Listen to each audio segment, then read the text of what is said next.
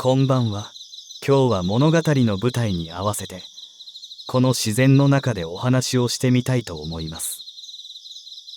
この夢十夜第五夜は、古代の戦いに敗れ、捕虜となった一人の男が主人公です。彼は、強大な敵の大将に命を握られたまま、死ぬか降伏するかの選択を迫られます。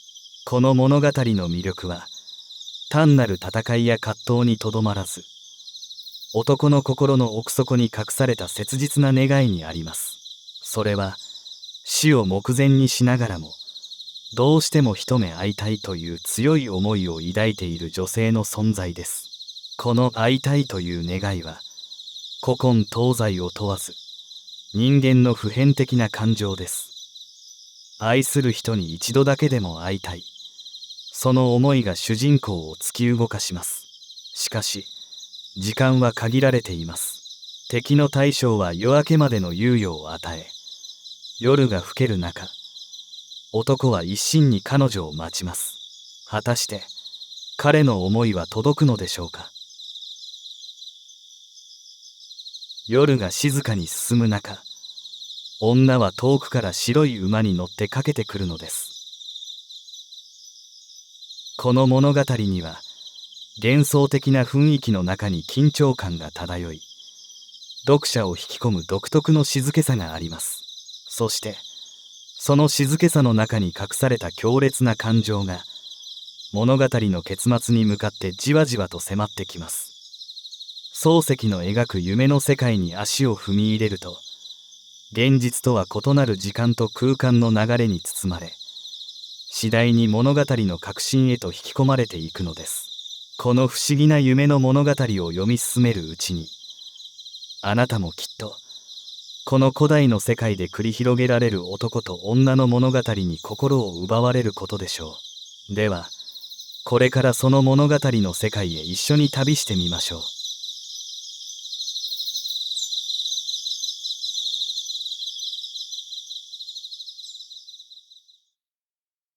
こんな夢を見た。何でもよほど古いことで、神代に近い昔と思われるが、自分が戦をして、運悪く負けたために、生け捕りになって、敵の大将の前に引き据えられた。その頃の人はみんな背が高かった。そうして、みんな長いひげを生やしていた。革の帯を締めて、それへ棒のような剣を吊るしていた。弓は藤蔓の太いのをそのまま用いたように見えた。漆も塗ってなければ磨きもかけてない。極めて素朴なものであった。敵の大将は、弓の真ん中を右の手で握って、その弓を草の上へついて、逆亀を伏せたようなものの上に腰をかけていた。その顔を見ると、鼻の上で、左右の眉が太くつながっている。その頃カミソリというものは無論なかった。自分は虜だから、腰をかけるわけにいかない。草の上にあぐらをかいていた。足には大きな藁靴を履いていた。この時代の藁靴は深いものであった。立つと膝頭まで来た。その端のところは藁を少し編み残して、房のように下げて、歩くとバラバラ動くようにして、飾りとしていた。大将はかがり火で自分の顔を見て、死ぬか生きるかと聞いた。これはその頃の習慣で、虜には誰でも一応はこう聞いたものである。生きると答えると降参した意味で、死ぬと言うと屈服しないということになる。自分は一言死ぬと答えた。大将は草の上についていた弓を向こうへ投げて、腰に吊るした棒のような剣をするりと抜きかけた。それへ風になびいたかがり火が横から吹きつけた。自分は右の手を楓のように開いて、棚心を大将の方へ向けて、目の上へ差し上げた。待てという合図である。大将は太い剣をカチャリと鞘に収めた。その頃でも恋はあった。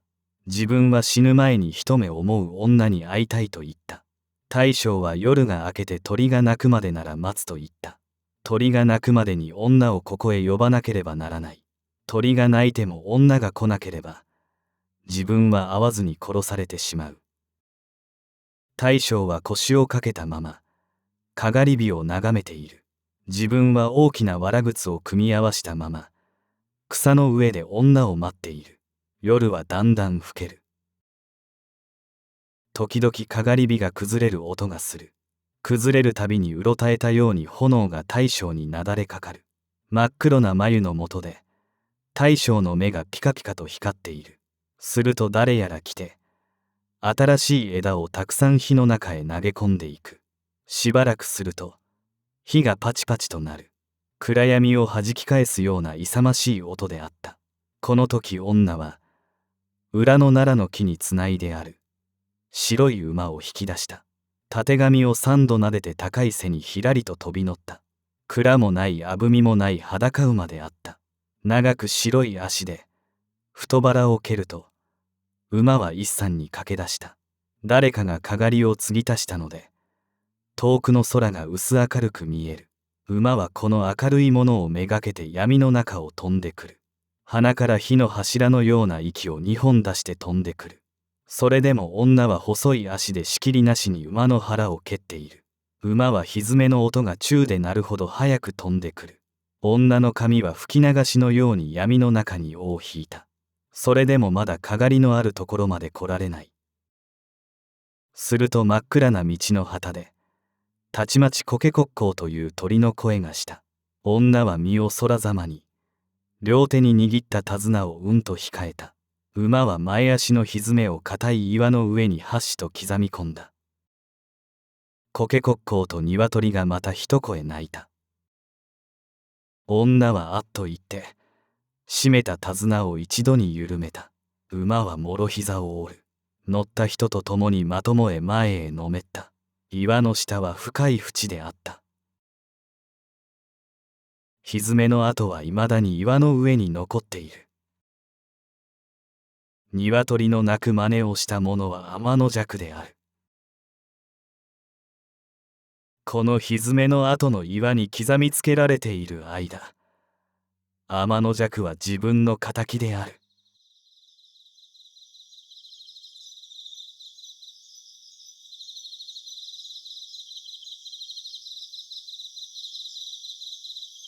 どうでしたか。この物語の中心には死を前にした人間の心があります。主人公は死を選び、覚悟を決めたかのように見えますが、それでも一目思う女に会いたいと強く願います。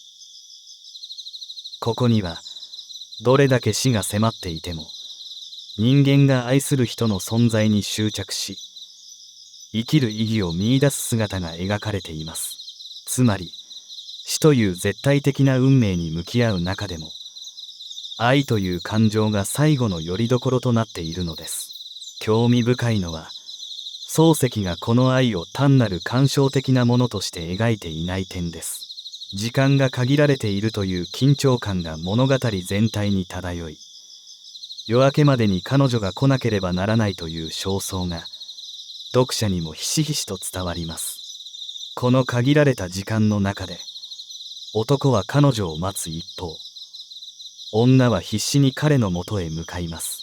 しかし、物語の結末は予想外であり、天の弱が真似た鶏の鳴き声に騙され、彼女は間に合わずに暗闇の淵へ落ちてしまいます。ここで考えたいのは、時間というものの冷酷さです。時間は誰にも平等に流れるものであり、いかに必死であっても逆らうことはできません。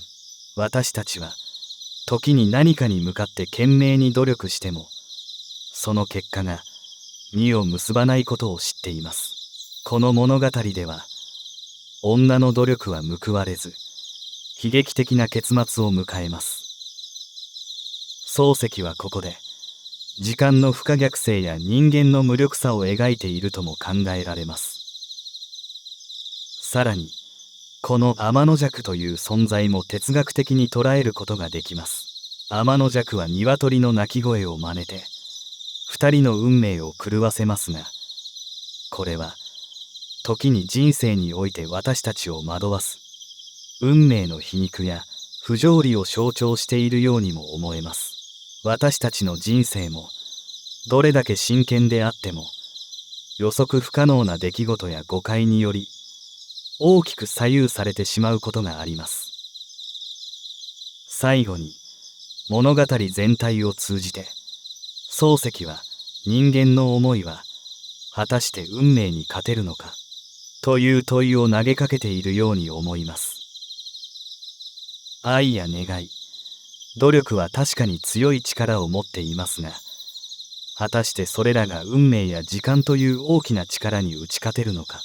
第5夜ではその問いに対して否定的とも受け取れる結末が描かれていますが、同時にその中に人間の儚さとそれでもなお抗おうとする美しさが感じられます。この物語を通じて漱石は私たちに時間と愛、そして運命に対する深い思索を促しているように感じます。